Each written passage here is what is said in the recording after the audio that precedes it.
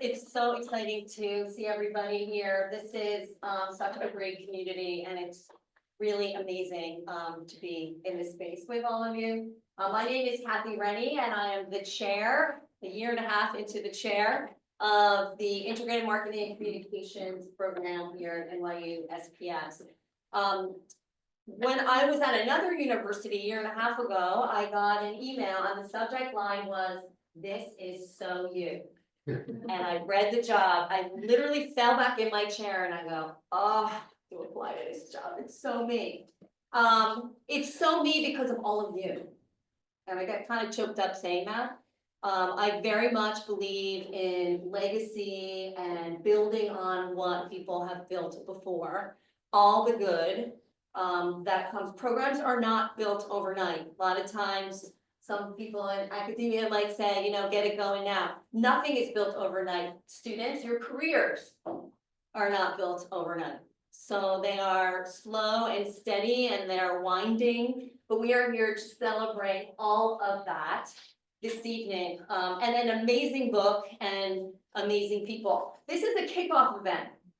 So what that means is we will be celebrating 20 years of our public relations and corporate communication master's program all year.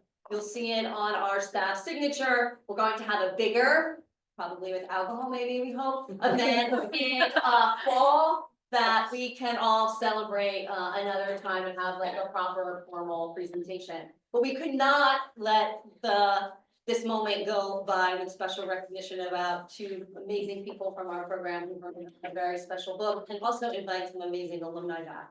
So we wanted to kick off this very special year in a very special way.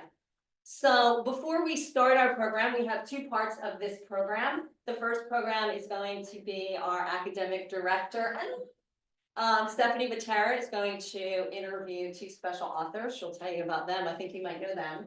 And then I will be sitting down. Stephanie will move over to the interviewee seat as an alumni, and I'll be talking to her and some other special alumni who have come to celebrate with us.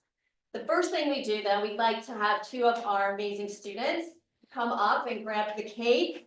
They're going to take the cake and put it over here and hold it. We can all stand around it for, we're going to do a photo shoot before. And before, by the way, I want everyone to know, talk about legacy. Our program is the best program in the world. We won the Global Alliance Program of the Year.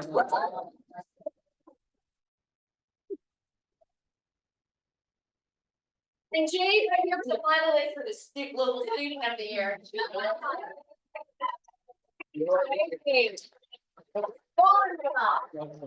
Anyway, so I think what we're going to do, where's Marissa with the camera? She's downstairs. So should we not take the picture right now? Okay, so we're gonna ask you to leave your seats after we just got you in all your seats and stand. We'll have our some special guests here. We'll all stand here behind the cake. Hey, not too bad. So thank you again to our chair, Dr. Kathy Rennie. I'm so glad everyone's catching up. I love the energy in the room. This is wonderful. So take a moment. Okay. Great.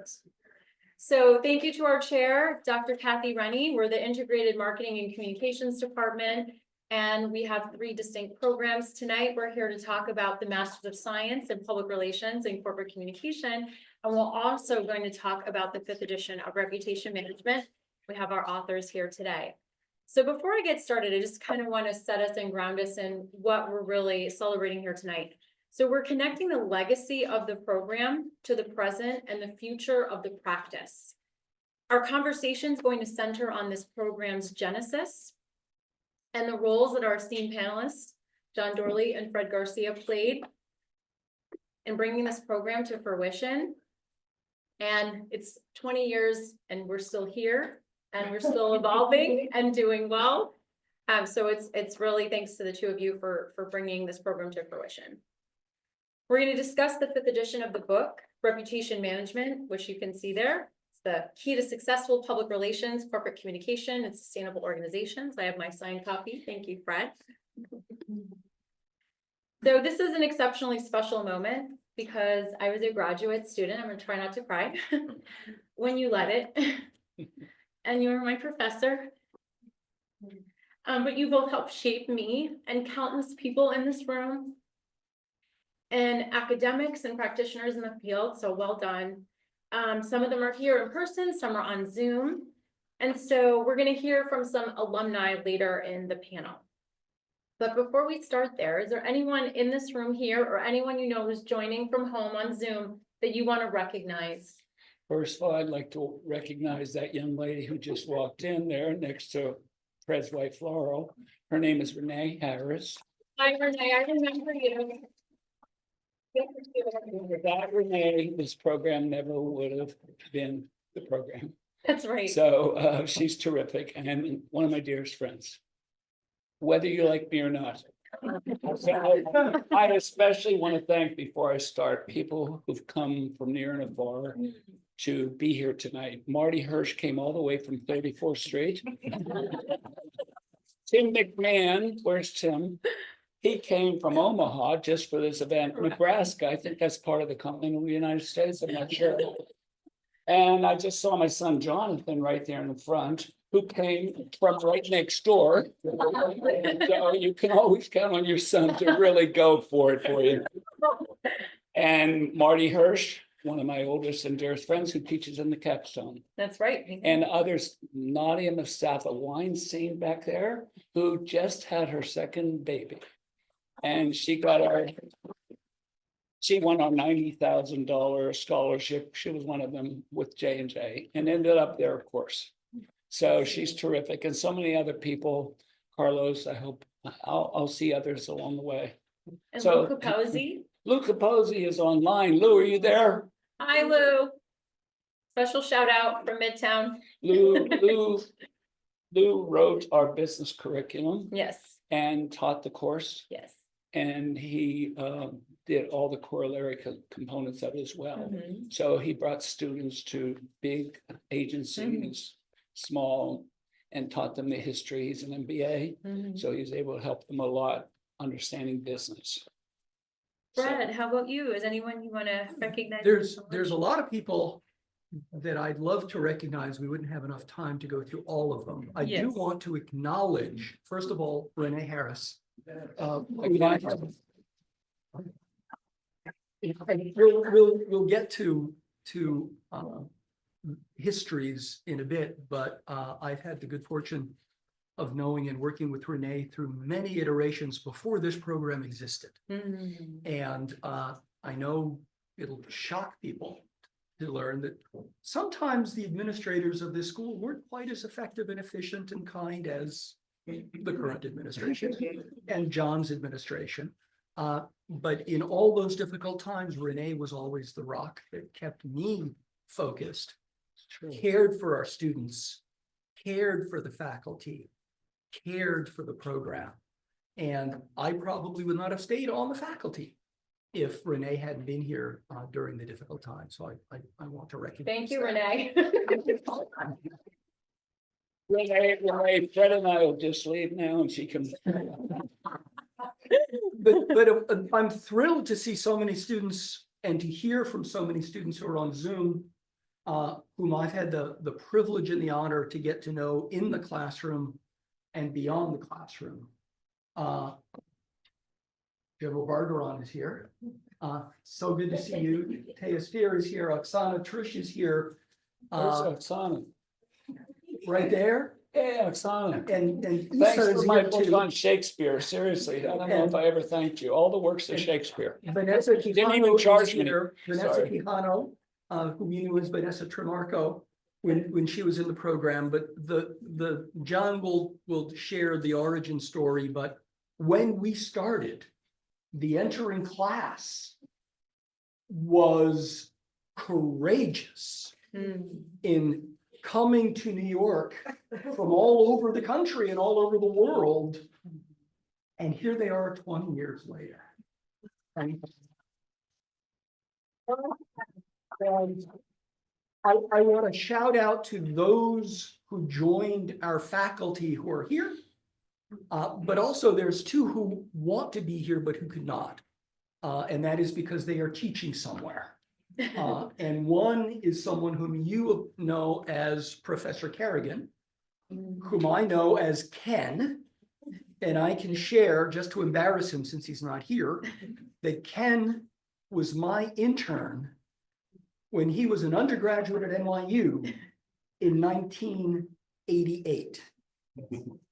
And then he was a student in our classroom here about 10 years before our program began in the then certificate program. And then he became my client at two different places. And then through John's recruiting of him, he became a member of our faculty. And you all have studied with him, and I know he is beloved by you.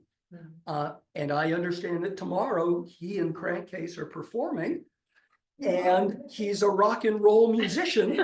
Wow. And I wish he were here, but he's in a classroom right now doing the good work that he does. And the other person who could not be here, but I know is here in spirit, is Professor Jacqueline Strayer. And I know so many of you are admirers of Professor Strayer. She was my client a gazillion years ago when she was chief communication officer of a global company. And then she became chief communication of another global company and became my client again. And when she decided it was time to give up corporate life and give back to the community, she joined our faculty, and she's also on a faculty at Columbia. And she's now doing great work in the world and influencing young lives. And I just want to do a shout out to her as well. Thank you, guys. It really speaks to the power of relationships, right? And that's what we're in really the business of. So quick overview, there's too much to say about both of you, and I want to get to the meat of the questions that I have prepared for this evening, but John Doorley is the founding academic director. So I just wanted to kind of, and in addition to being an author, he's also reputation management and strategic communication consultant. He notably draws on 13 years of experience where you were the head of corporate communications at Merck. Yes. And most recently, you worked with Moderna in emergency use of their authorization of the COVID-19 vaccine. And you also developed Johnson & Johnson's Academy for Communication Excellence and Leadership. And that trained more than 250 J&J communicators with a focus and emphasis on reputation management. And you've taught here at NYU, SPS, and the PRCC program, and at other nameless institutions. Keeping the focus where it belongs tonight. Okay. So Fred is an internationally recognized and sought after crisis communication and management expert with 40 years of experience. He's the founder and president of the Logos Institute, which he founded more than 20 years ago. He's taught at NYU SPS for 37 years and counting, which is incredible. And he served as a lecturer for the U.S. Defense Information School, the U.S. Marine Corps, Command and Staff College, U.S. Marine Corps Officer Candidate School, U.S. Air Force Air War College, and other universities around the world. So now that you know a little bit more about our panelists, let's dive into the questions. I'd love for you both to briefly share some of the background with the audience on the founding of the PRCC program.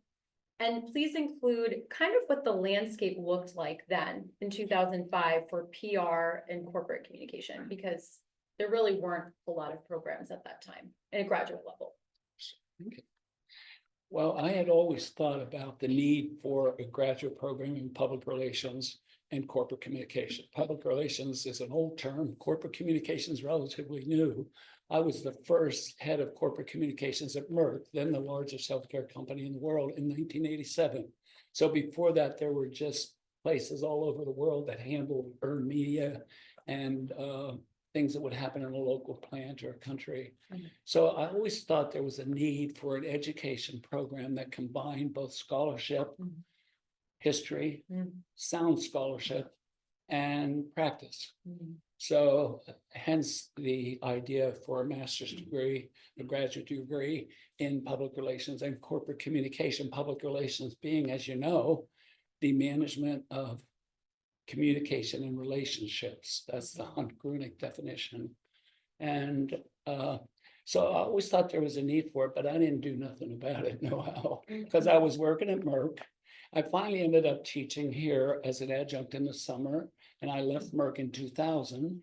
And don't anybody grab the brown bag that you would have usually on an airplane because that year scares you.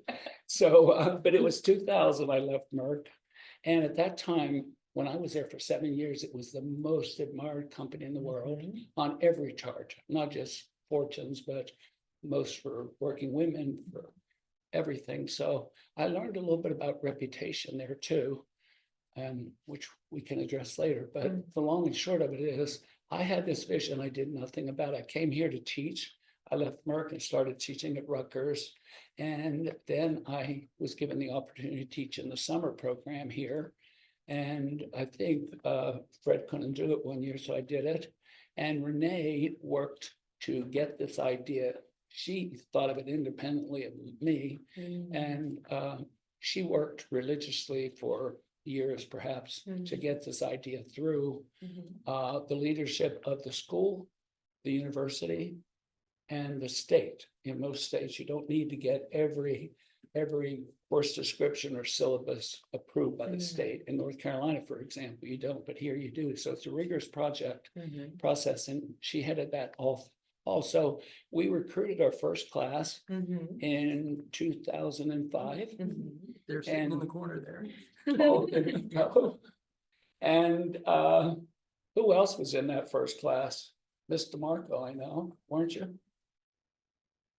Oh, There's Taya, there's Oh. Louisa, there's Oh, wow. Oksana. oh, yes, yes, There's Oksana's child. my goodness. Well, congratulations, that's worth everything. Yeah, so anyway, we started in the fall of 2005, after 5 or 6 months of solid, nothing else to do for 24 hours a day, essentially. And we started that and opened it to, I think, a class of 34. And I think I interviewed just about everybody. And I was just telling Fred the other day, one was a young man from Singapore, Zili, Ely, yeah. And I wasn't sure of his English skills, although he was from Singapore, so I figured English might be his first language. It turned out to be a second to Chinese. But so I wasn't sure about his writing sample. You know, writing is everything. That's why we have 3 courses on writing, arguably 4 with the capstone. So, so I spoke with Ely, and I saw that he really wanted to be here. So I sent his writing to a Chinese scholar at the University of Liberal Arts and Sciences, I guess. And that person, she came back to me and said, this guy's great. So we admitted him. Long story short, there are so many other stories about that first class. I'm walking out on the 43rd Street one day in our first semester, and here comes this fellow in a convertible going west on 43rd Street saying, hey, Professor Doorley, how are you? Who was it? It was Ely. You know, so we had people from all walks of life, people who weren't sure what public relations and corporate communication was. And we tried to incorporate theory and practice, and we hired people who could do that. And we were not very popular with the legacy programs. You can name them in communication and journalism, the large ones. We were not very popular. And when we won the best program in the country with 1,000 people there, it was hard to get a hello from anybody because it was a radical idea. It sounded simple. And now you've taken that and built something even much, much better. So thank you. Thank you. So I'm going to go to the next question. So what role did the first edition of Reputation Management, maybe you want to take this one to start, Fred, have in shaping the curriculum? The two began unrelated to each other. That John had proposed the book Reputation Management. And at about the same time, he had started working on the evolution of what became the proposal to the state. Renee asked me to come in at the end to help out because things were getting a little crazy.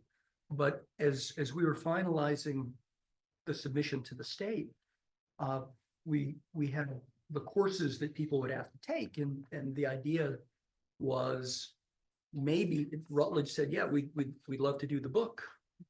You guys can fill it out in a certain way, because I had a bunch of experience with lots of companies. John had really deep experience with a couple of companies, and we decided maybe we can structure the book so that the chapters track the courses in the curriculum, and that way students wouldn't have to pay 17 obscene dollar amounts for books for the classes. They could pay one obscene amount. And by the way, when they pay an obscene amount, we get the equivalent of a cup of coffee at Dunkin' Donuts. But it was a really interesting convergence of time and opportunity that so the students can attest when they arrived, the book hadn't been published yet. And so we were teaching off of notes for the book, manuscript of the book, eventually PDF of the book. And the 2007 publication date actually came out in the fall of 2006. So they finally got a book a year and 4 months into the program.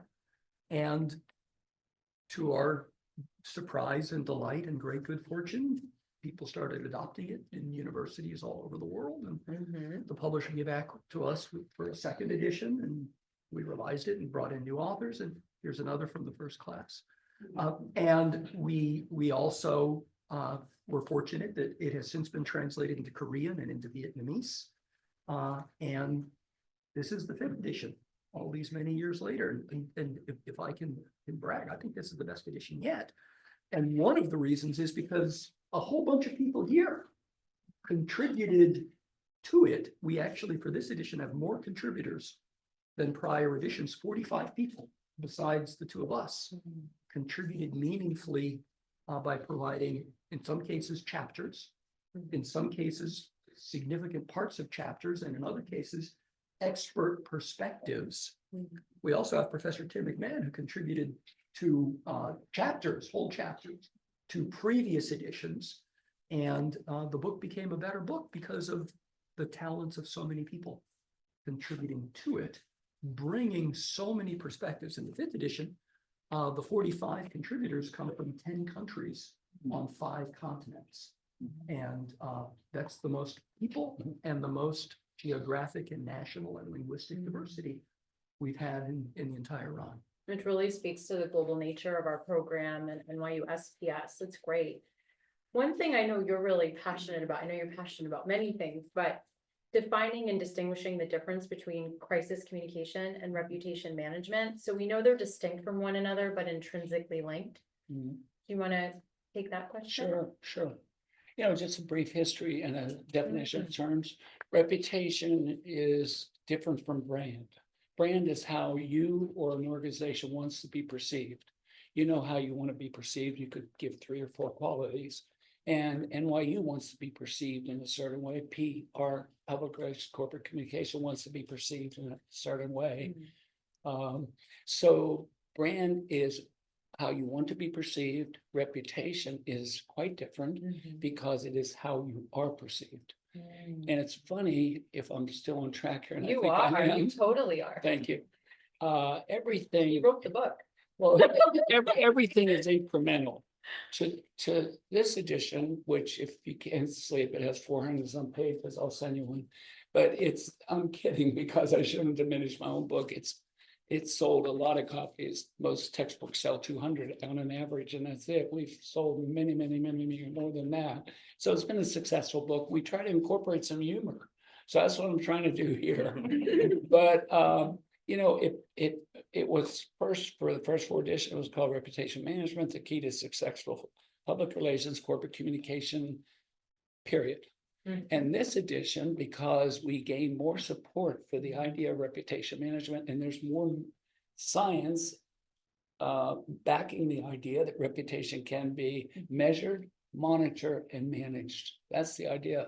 Because everybody always thought reputation was an intangible asset for centuries. Certainly all businesses did. I heard, as most of you people have heard over the years, reputation is our most important asset. Mm. But CEOs didn't measure it, university presidents didn't measure it, let alone manage it, monitor and manage it. So this thought builds on, this reputation management builds on, among others, the scholarship by Charles Fomburn, who was at NYU Stern.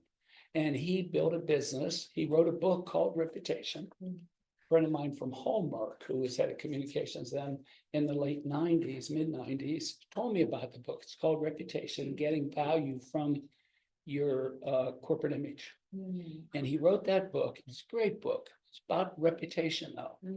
Not, and great stories about companies that had built reputations out of nothing, had great reputations, but it had nothing to do with managing. In fact, then he founded the largest reputation firm in the world called the Reputation Institute.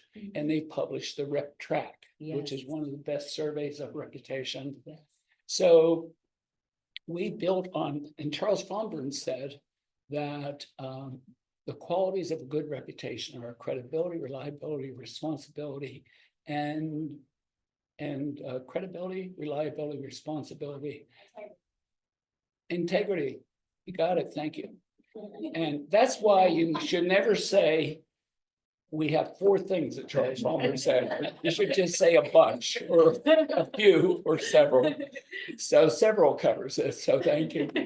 So, but Charles Fomburn then founded the Reputation Institute, and in their marketing materials and on their website, they said for many years, could still be saying it, we don't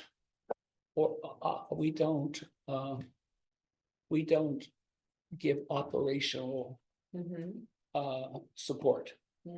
In other words, they'll tell you what your reputation is, but they don't tell you what to do about it. And they still don't, I think.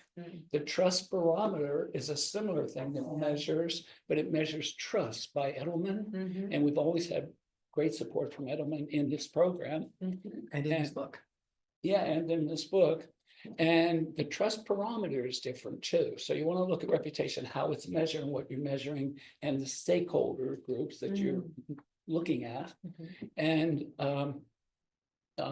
so we started, so the Rep Track is Charles Fomburn's, they still, his verb was, we don't operationalize our results.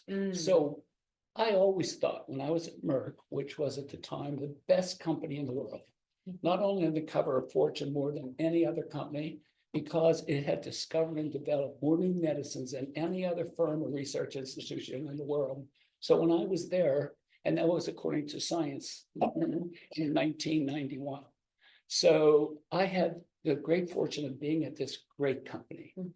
The quote that Merck always followed was the founder of modern day Merck from Germany when he came here. He said that medicine is for the people. If we have followed that, the prophets have followed, meaning Pfizer, well, you don't always, you make some mistakes. But that is so, Roy Vagelos used to always say to me, the CEO, who, after whom the Columbia School of Medicine is now named, a great, great scientist and CEO, used to say, I'd say reputation, we'd have a crisis or something good. And in 12 years I headed corporate communication, we never had a crisis. We never had a public crisis. So we were able to manage it. I'd say to Roy about reputation, he'd say, John, it's all performance. And what we figured out, it's really performance, behavior, communication, and what you stand for. And I think that's what's going on today. People, organizations are losing sight of what they stand for. The economist just said that's what happened to Boeing. So I think that's going on. It's hard to keep that right. Yes, and chapter 1 is where you really expand upon that formula that you just Yes, referenced, right? Yes, ma'am. Great. Anything to add to that? No, that's great. That was great. Okay. But So we didn't get to the second half though, which is the crisis piece. that's why I was, Yep. it's you. Yeah.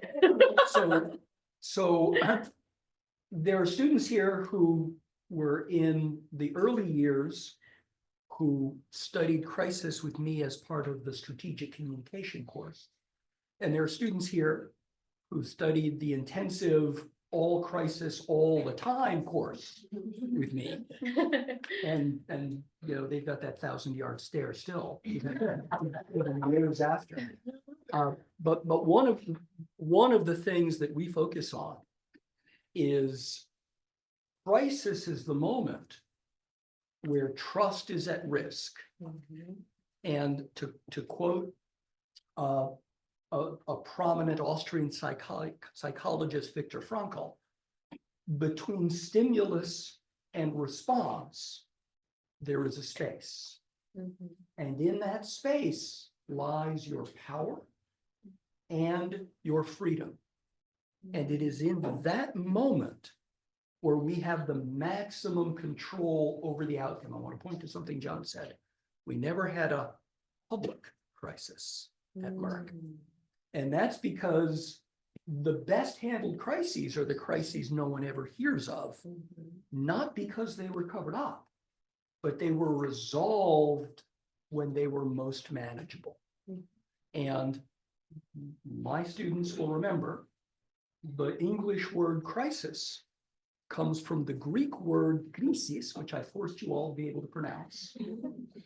And that means the moment of decision that determines your destiny, from Greek tragedy.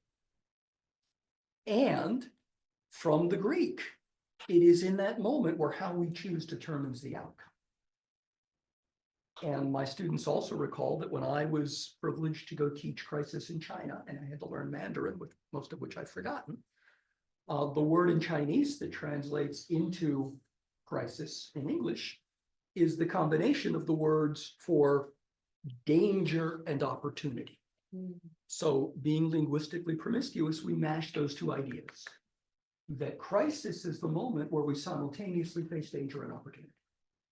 And it is the moment of choice that determines whether we end up in greater danger or with opportunity. And the opportunity is we get to get back on track and maintain our operations and maintain our employees' morale and maintain customer demand for services and investor support for the stock, and regulators are going to leave us alone. All of that happens when we make good choices in that moment. So it's not the same as reputation management, but it's a part of reputation management. Well said. Thank you so much. I said it once or twice before. So I want to touch on the new edition of the book, the 5th edition. How is do you want to add something there? Can I just ask the people who contributed to any of the editions? Sure. First, second, third, fourth, and those who contributed to the 5th, please make yourselves known. And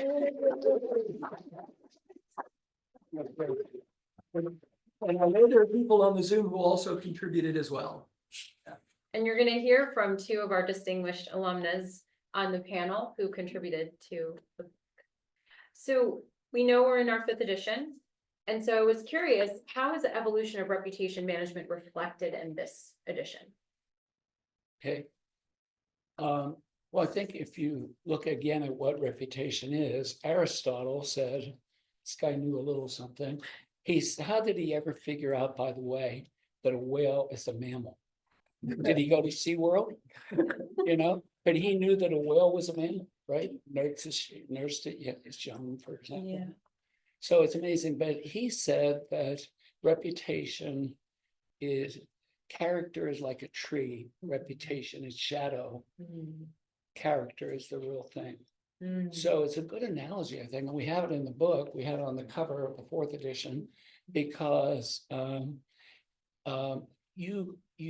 your character is what's always important. It's performance and behavior and what you stand for. And the latter is where people are going wrong now in companies. The Economist said that that's what happened to Boeing. It lost its way. And a lot of organizations have lost their way. You know, families do, individuals, we all do. And we have to find out what we stand for. And that's unalterable. But Aristotle said that about 2,000 years later, a writer of pretty good esteem named Shakespeare said that he who steals my purse steals trash. He who steals my reputation steals my good name. And then Warren Buffett, of course, said when they acquired Salomon Brothers, I think, you can make mistakes and I'll be very understanding. You hurt our reputation. Essentially, he said, cut your legs off. And so reputation is something that is not intangible. People who think of it as an intangible are wrong. It's worth about 30% of the market capitalization of an organization, for example, a big company, 30%. Mhm. So if that's true, there's evidence in the book and other places. Then not to measure, monitor, and manage it is nuts. So we've developed this measurement, monitor, and manage Mhm. model more in there, Mhm. and the thought of a comprehensive reputation management program. Mhm. And again, building on the work Charles Fomburn did Mhm. and other reputation scholars. Great. How would you say it's evolved in its fifth edition? What we've done in the fifth edition is we've made a distinctive attempt in every single chapter Mhm. to talk about the relationship of that chapter to reputation. Mhm. So the relationship of employee engagement to reputation, the relationship of financial communication and investor relations, and Rose is a big contributor to that chapter on reputation.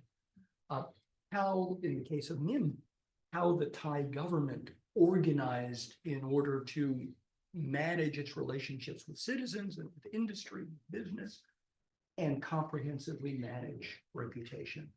And so in previous editions, I think, John, you can slap me around if I'm overstating, but in previous editions, reputation was in the first chapter. We tried to incorporate it into others, but this time we were deeply intentional, Yeah, is including it in every chapter. woven throughout. That's great. So the last question that I have is, what are your predictions for the greatest challenges and opportunities for organizations in regards to reputation management today? Thank you. I think that, the world can be a dark place, right? It's been a dark place before. I think it's important to look at all the good things, because otherwise we're mired down in this swamp of negativity and polarization. People use the word polarization, but you have to think about it and avoid it. Cicero said that in order to find truth, one must look at both sides, essentially. No, he said one must be able to argue both sides. So if you just read the Wall Street Journal every day, you're missing a lot. If you just read the New York Times and NPR, you're missing a lot. You're missing the other side. And especially when you get older, I know a lot of people, you tend to become more polarized and more isolated and more of an ideologue. Same thing happens with institutions. To be called an ideologue ain't a good thing. It means you have no flexibility. So I think the key ingredient to prevent all that is to focus on performance, behavior, communication. If you walk in for an interview and you start talking to a head of communications or the chief financial officer or the CEO about reputation, he or she will probably say, get out of here. So, but it's become more and more accepted that you need to manage it. If you manage risk, and all big organizations have a risk management group, a financial management group, crisis management group, there's a need for, and some evidence shows, indicates if not shows, that those organizations that have a reputation management or something that functions and calls people to account every quarter, every meeting, perhaps part of the strategic plan, those organizations do much better. And I just read, so I think the secret sauce, which you and I discussed, I think the secret sauce going forward is to think about your reputation, how important it is. By the way, at Merck, when we avoided a crisis, it's because we got mad. We said it's not fair to Merck, we're not going to let it happen. So that's the way NYU and the School of Communications, which has grown, great illustration, from a school of continuing education to when I was fortunate enough to come here to some graduate programs. The one we modeled it after was graduate program in global affairs. So it's incremental. Everything is incremental. So you have to build on history, think, what was the prior case? What happened? And I think you have to be optimistic or else you're in trouble. You have to see all the wonderful accomplishments in science, in aerospace, in wondering, I can remember my Ray Jordan, my good friend at J&J at that time, and then at Moderna, he guest lectured here right down the hall in about 2006, and I think that's the year the first iPhone came out. And he lectured about it. I could be wrong there. Please, nobody look it up. Look it up. Fact checking after you leave here. So, but he lectured about the iPhone, and he was in medicine. So it was a big breakthrough. It changed everything. Right. So now, Sam Altman has this new GPT 5.0 coming out in a week or so. And I was struck by his talking about the new features, including thinking. There's got to be time for thinking. And everybody has said, once it starts thinking by itself, Tim McMahon knows much more about this than I, but once it starts thinking, we're in deep trouble. Yeah. So I think it's a time of opportunity, and I think the secret sauce is writing. You know, in universities, I've been on the committees, it's critical thinking. You hear it all the time. What good does it do you? You know, critical thinking is important. It's important to discuss it in a liberal university. And it's important to discuss it and learn a lot from it. But you know what's the measure of critical thinking? It's one word: writing. And more employers now say that the first quality they're looking for, I'll send you the attribution, is writing. It's everything. It's the beginning of Thinking chapter 10. clearly, writing clearly. That's the secret sauce.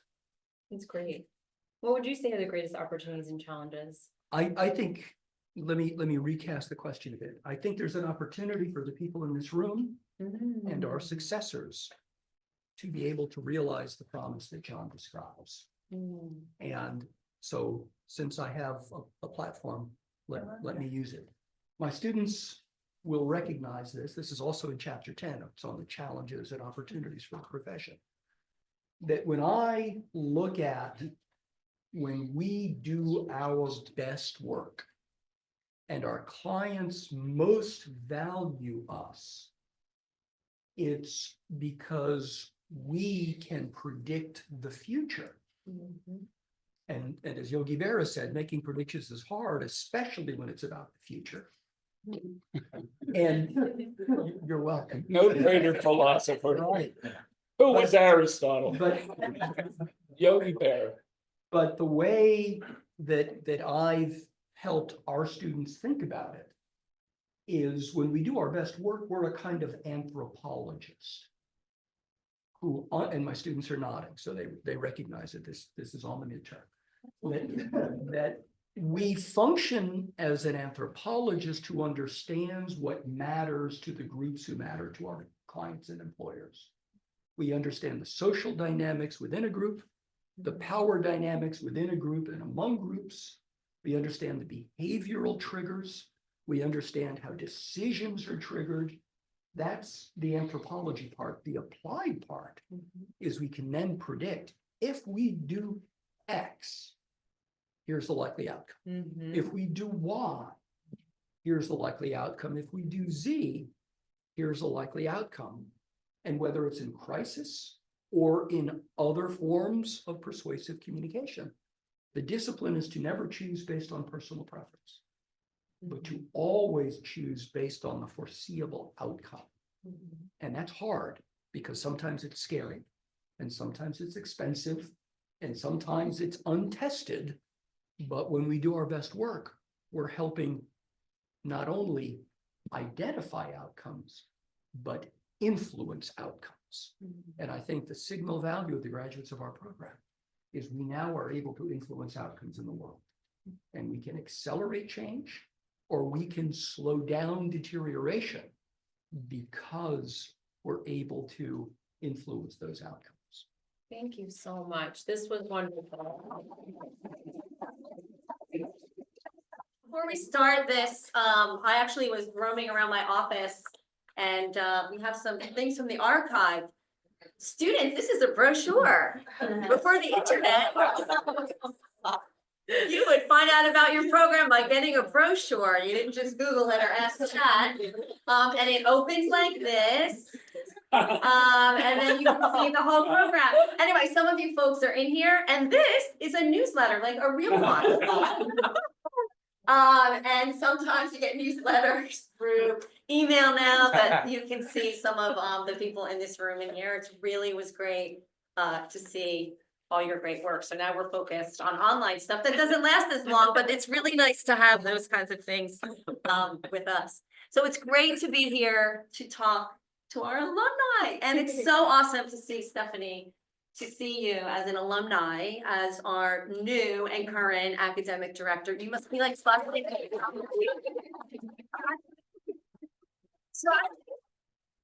Just amazing. So it's so nice, and thank you folks for being here. And I know that you're all, I could interview all of you on all the things that I want to invite you to. So thanks for being here, all three of you, and Stephanie, you too. I think as we ask questions, so we have Marcus here. Marcus is the director of PR for BCG. So thank you so much for being here. Also, like 40 under 40 once, twice, 3 times.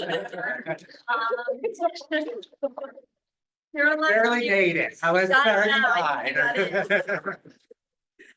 So you're like your strategic communication and public affairs officer, right? For the Royal Thai Consulate General, yes, which is fabulous. So that's really amazing. So I've heard you speak before too, and you're just amazing. And Rose, you are the director of FTI Consulting and Investor Relations, which we're always telling students not to be afraid of, and it's a really great place to. So it's good to see you, and thank you so much for being here. And Stephanie, thanks again for being here. So how a treat, right? We're all to listen to founders. But looking back at your time here, and maybe Marcus, we can start with you. What moment stands out as the most sort of meaningful in terms of personal and professional growth? Gosh, that's a big question. I think for me, for those who don't know my background, I'm from Reno, Nevada. And when I graduated from my undergraduate degree, I had a very nice job and life, and I grew up there and friends and family, and I wanted something different. And I quit my job, applied here secretly, got in, didn't know anyone in New York, and was like, oh shit, like, do I move? And I made the decision to move and quit my job, leave my family, and come live in New York and come to the program. And so I think that for me was a defining moment of, you know, coming from somewhere that was comfortable, and, you know, I had a really nice life, and really come and really challenge myself. And through that journey, I was just telling someone, I think I was walking in, plan was to stay here for 2 years in New York and then go back home. And Wow. 13, 14 years later, I'm still here and have made great friends through this program. I still keep in contact. I see a lot of my old classmates here. And I think it just, you know, the PR community is so small, even in New York. And I think that relationship is really kind of a test of time, I think. And so, you know, there's a lot of components in there that stand out to me, but it was probably moving here because it really just changed my life. And maybe it's small nationally. Remember, I said, I know someone in Reno who's in PR. We both knew the same person. Yes. So, how many people, also alumni, faculty, came to New York and just stayed? Anyone else have the same similar experience? And how many students want to just stay? I hear that every day, especially now. So we're trying to figure that out. Cyril, how about you? What do you think is the in terms of personal and professional growth? This is a good question for all of you. Right. So I was the international student. I was coming from Thailand in 2015. So I was working for the government already. I got the master's degree already from Cal State. But then when I came back from Cal State, I need to face with crisis communication, reputation management on my daily life at work. And I was so young that no one listened to me. Maybe it's a cultural thing. So I think I need something that verified my knowledge, my skill set, beside from my character and, you know, myself. So I chose NYU, PRCC. And what affect me the most is our people here at the program. I mean, Stephanie was one of my Professor Garcia. They helped me grow so much. And I learned a lot from our classmates as well, because it's the evening class, right? So our classmates coming from, you know, corporate in New York, coming and sharing their experiences, the crisis that they just deal with on that day together. So it was like a fresh new start for me in this career path. So I went back to Thailand and I was managing the strategic thinker group to foresee the outcome from the crisis, and we led the communication team for the government of Thailand. So I mean, and I come back here. Yeah. So thanks to my husband. Yeah. Rose, how about you? Yeah, so my story is a little bit different. I was already in New York at the time. I was working for a financial services firm, not a banker, but supporting the business. And I didn't know what I wanted to do with my life. I was in part of a firm, a part of the business where you needed a lot of years of just experience to really navigate your way around. It was also a kind of backwards place where there was a lot of hard paper floating around the world, literally. And so I come in with my Excel skills and data and analytics, and they're like, we don't know what to do with you. So then I had to kind of like, I had to figure out what I want to do next. I talked to a lot of people, and through my experience at my previous job, I didn't really know what I wanted to do, but through feedback, I wanted to build on my skill sets. And the feedback I heard was you have a good combination of being able to communicate and write, but also able to analyze numbers. So what is something that combines that skill set? And I stumbled upon investor relations. So I came to NYU knowing I wanted to go into investor relations. And literally my first professor, Fraser Seitel, who was teaching PR 101, talking about networks, he introduced me to what would eventually be my next employer and helped me get my foot in the door with. And I think I will also take it on the other end, which I didn't appreciate as much when I was in the program. But now, as a consultant within FTI, I help clients with their investor relations issues. But at FTI, we take a very integrated approach to communication. So even though if I'm working on a financial communication investor relations account, I'm always working with someone who's in corporate reputation. So that's our PR arm, our media people. And each of our teams comes from these different disciplines. And that is something that you go through in the program, right? Like it's not a specific to IR program. It's not a PR specific program. You're exposed to all of these different disciplines. And that kind of in hindsight, that kind of set me up for my current job. And I think a lot of how the world is moving towards in the corporate communications reputation management world. So I have been here 20 years this summer. So ironically, the program is 20 years old and I've been in New York 20 years, which I can't believe. I still feel like I'm in my mid-20s and I know I'm not, but that's okay. But I also came here for a job opportunity. So I had finished my MBA. I was recruited 8 months before graduation to work for Macy's merchandising group.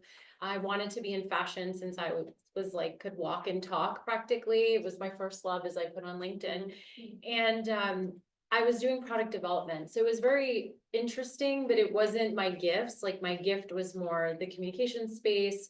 And I would rather talk about fashion than be like actually doing cost centers and matrices and, all of this stuff that goes behind the scenes that you have no idea what it costs, what it takes to bring a simple item to market, right? So that's what I was doing. So I was Googling grad programs. And again, I go back to that question I asked both you and Fred, there really wasn't a lot of competition at the time. There was USC and there was here, and this program was new. And I've always been someone who likes to be an early adopter, do something innovative. So the program caught my attention. We used to do our info sessions. That probably was the same brochure that I actually was given.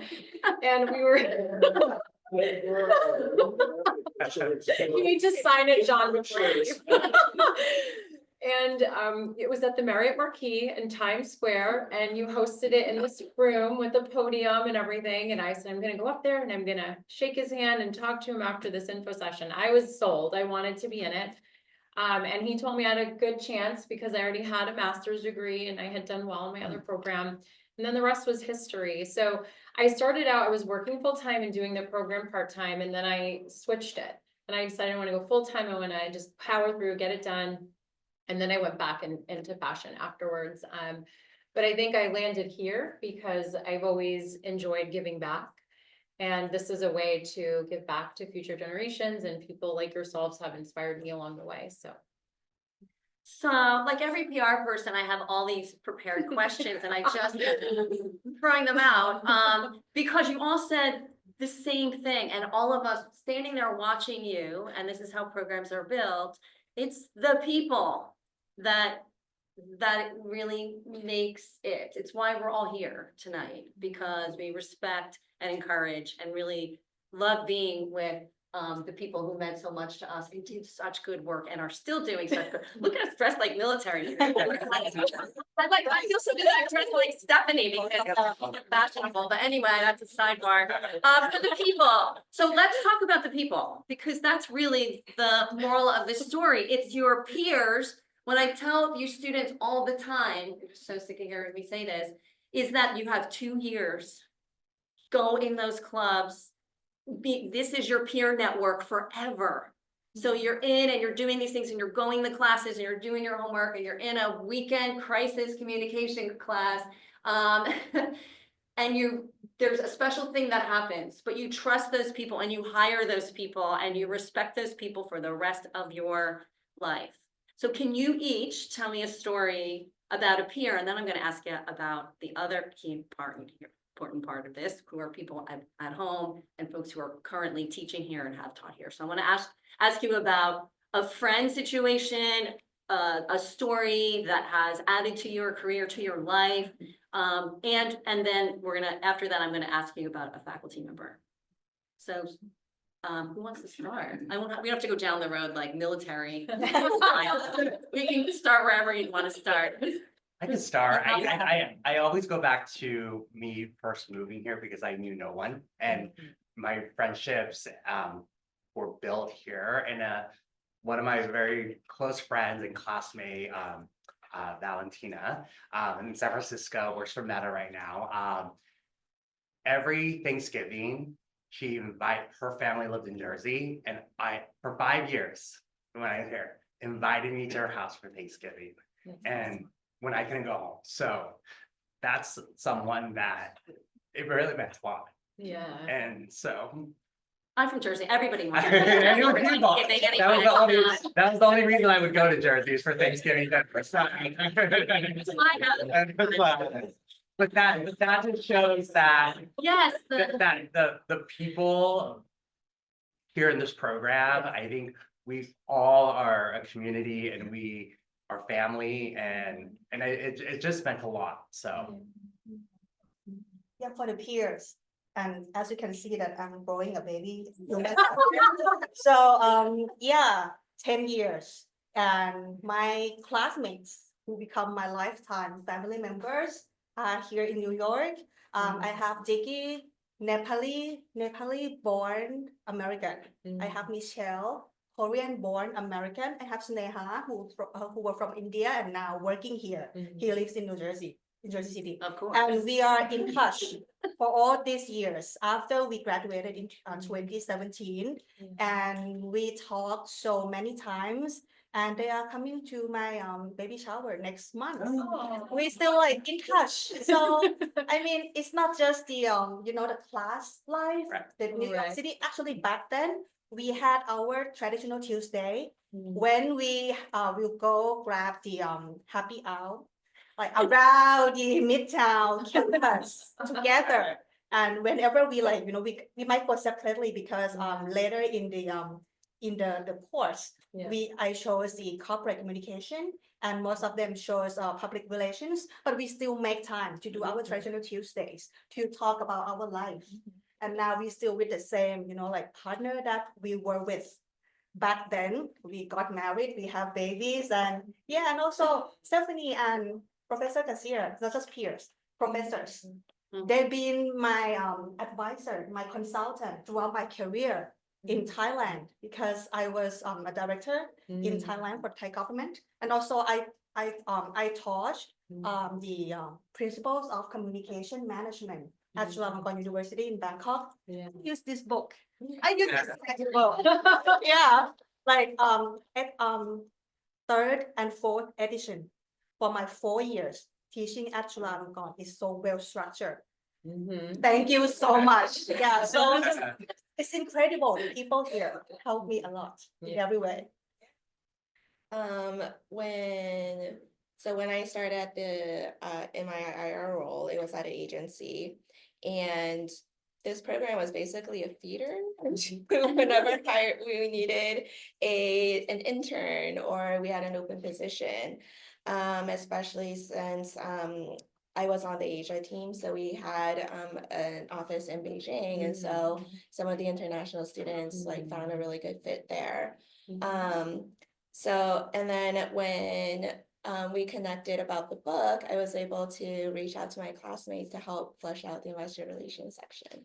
So that connection keeps going. It's actually gotten to the point where like I don't quite remember who I went to class with, but I know it was like an NYU SPS connection. And we we're still track each other on social media. We still talk to each other.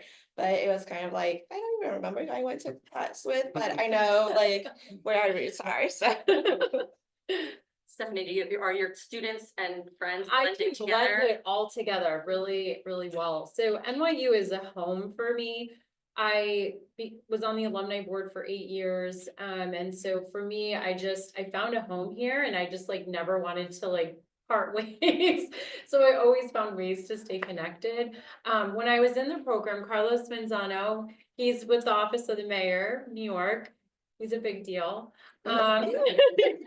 He's one of my best friends and I met him in the program. Our friend who's passed away 2 years ago, John Kelly. So the two of us were like the trio and we always did projects together and they always came out amazing because I could always count on them to deliver high quality work to the level that I would be proud to put my name on. And we were reliable and dependable and a support system. So that was really amazing to find that here and to still stay in touch with people.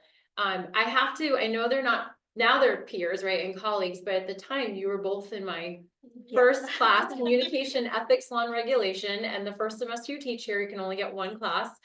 And I was very nervous. I was telling them this tonight, like it's the first time I ever taught graduate school. And so, it's intimidating doing that for the first time, right? And these students were so brilliant, but so warm and disarming. And you just both always stood out to me. So I exhibit no surprise with your careers and where they've gone. The funny thing about Mim is I didn't know she moonlighted working for the Thai government. So I was like, oh, she's a full-time graduate student. And then I find out she's I see pictures, she's nationally known. She's not just behind the scenes, she's on television. She was a well-known anchor because it was government owned, your television station. Right. And I was so down to earth, so humble. And so again, you learn from your students too. And I don't know if students realize that so much, but you grow us as teachers. You also bring your shared experiences and the lenses through which you see the world, and that augments how we see the world. And so it's really And it's great. graduate study, so it's so rare. You have to Yes. understand, that's very rare to have lifelong friends from graduate school. I'm not Right. even sure, I don't remember who I was sitting next to, that is such a special quality to have that from your graduate education. And that says a lot about what the faculty have built here. It has a lot about your vibe. I love the NYU vibe. So, right, we're always the first to cheer for each other in class and we've been to competitions and we always just bring a gang of people with us to cheer for the people who are presenting just because they're there. So that's really cool too. So let's, the next thing is faculty, of course, because all of us have a faculty story. I've been here 1.5 years and I have faculty stories and they're great and amazing what I have seen faculty do for their students. Stunning how much time, attention, and real care. And you see that just from the people that you're talking to. And that's also why I feel really at home, because I see it kick in that off. yeah, kick it off. So Fraser Seitel, who we referenced briefly, he had this comedic way. He's no longer teaching here, but he's alive and well and doing great. Just Google Fraser Seitel. He had just this way of making the whole classroom like at ease and take serious topics. He loved self-deprecating humor. Also, he would do the shameless plugs because he'd be on like every news channel, like 5 appearances a week, and he always had like a great spray tan or something like in the he was just a hoot. But he ended up giving us, like, in all sincerity, a serious opportunity, and you approved it, for us to do our practicum as a research project for his book. So it was the 11th edition of Theory, History, and Practice, which is the book that we use in our Theory, History, and Practice course. And so he's like, there's this thing, social media. Now, it was a long time ago, right? We've been here 20 years. He's like, it's gonna be really big. Can you like look up like the different platforms and predict what will be the platforms that will be prevalent? And we actually nailed it. Like Twitter was one of them, Facebook. It's called the changing face of public relations. I remember. So, you know, and I did that with Carlos and I did that with John Kelly. And so, yeah, that was pretty special. So your professors gave you opportunities, and it was pretty neat to see our research in this book. Who else has got a faculty, especially, you don't have to all answer, but you have a faculty story. I mean, Fraser Seitel for reasons right before.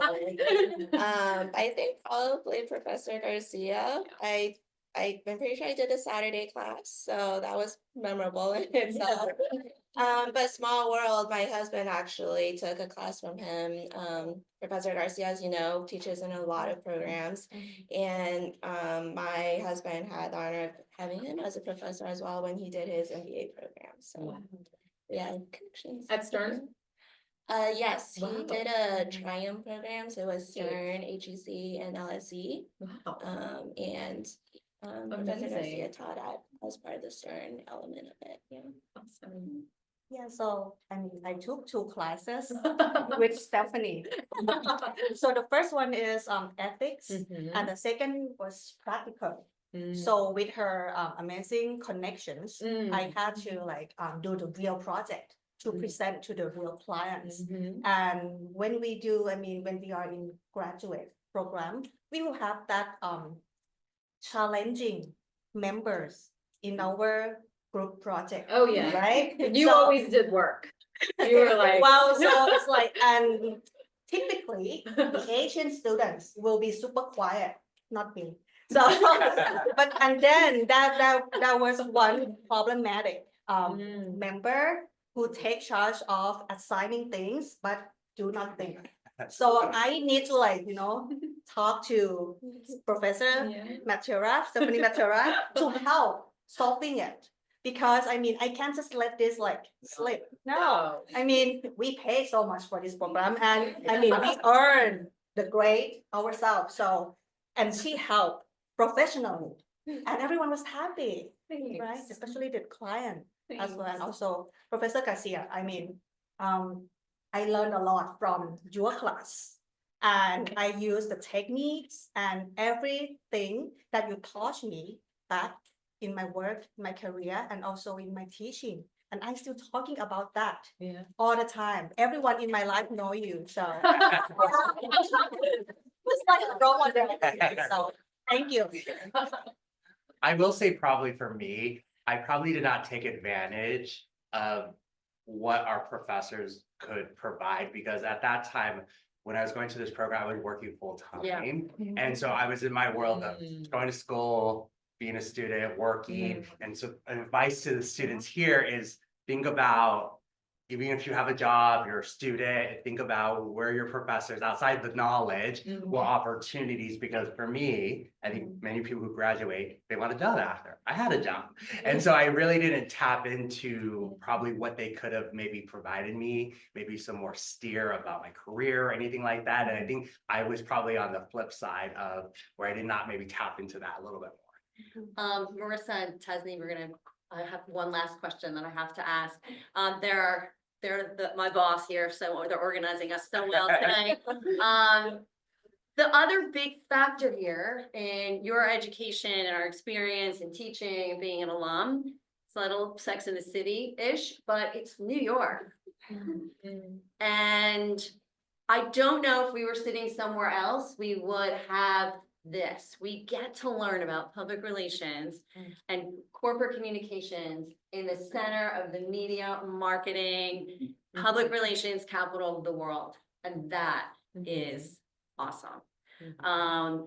So you've already told us how New York shaped you, but how did you think, and everybody could give their own story, but how did the city shape your graduate years here, whether it's going out for drinks and happy hour after coming from Reno and stepping here and saying, I'm staying here, this is pretty cool. You know, how did it shape your education? Well, I don't think anything in investor relations would have existed if this program were somewhere else.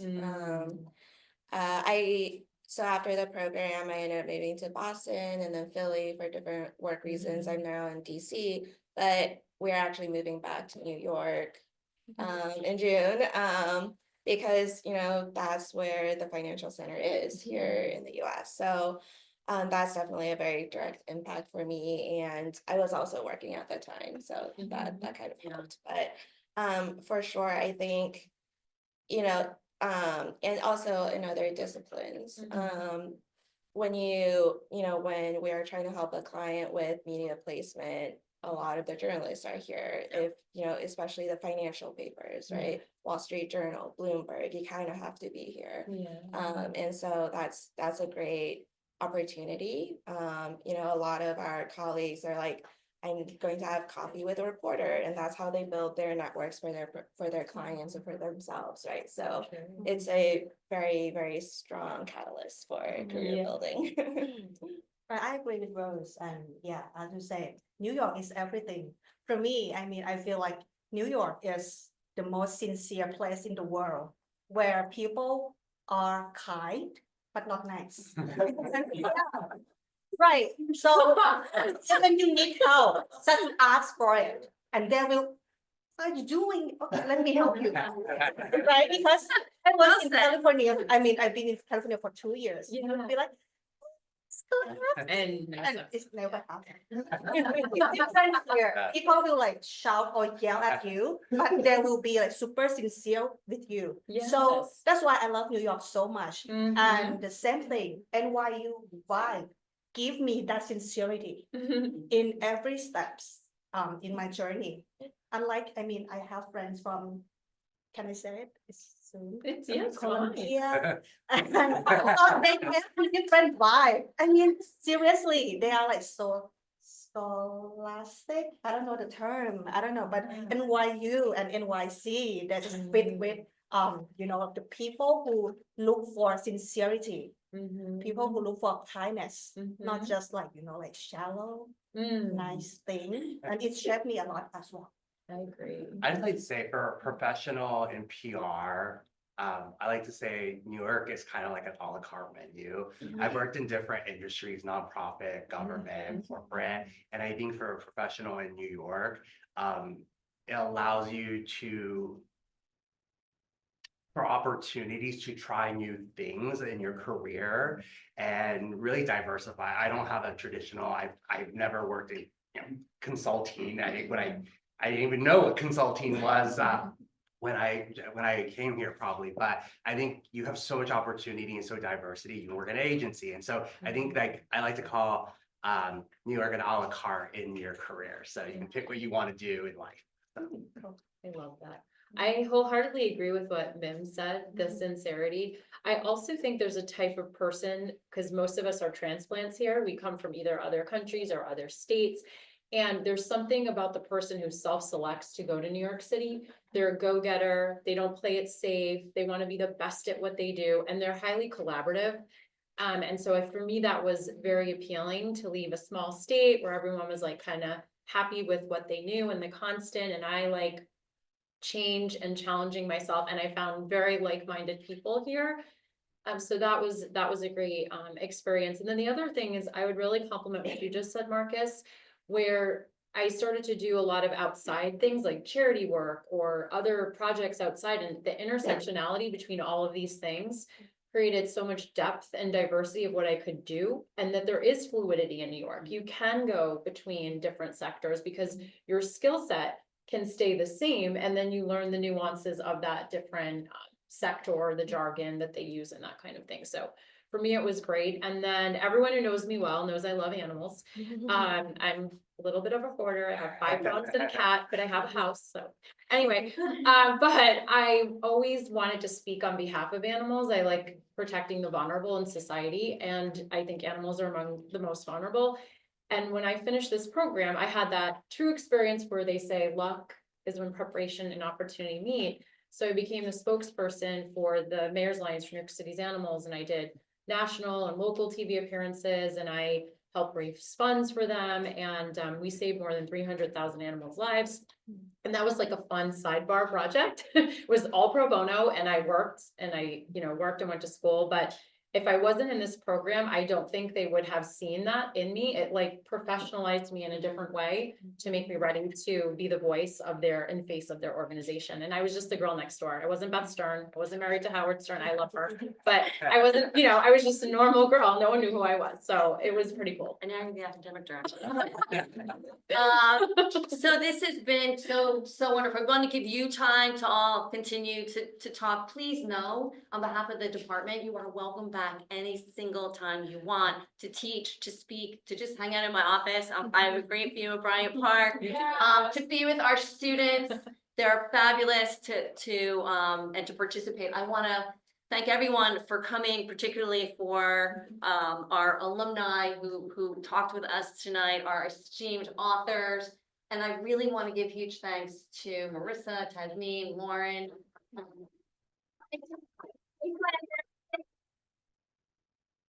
A lot of running around and finding people, and thank everyone for Zoom, the students and faculty and friends of this program. I am honored to lead this program, and I am bound and determined to keep this the global program, the best global program there is, and to continue to make your degree sing and open doors. So please help me, because you're the power behind it all. Thank you.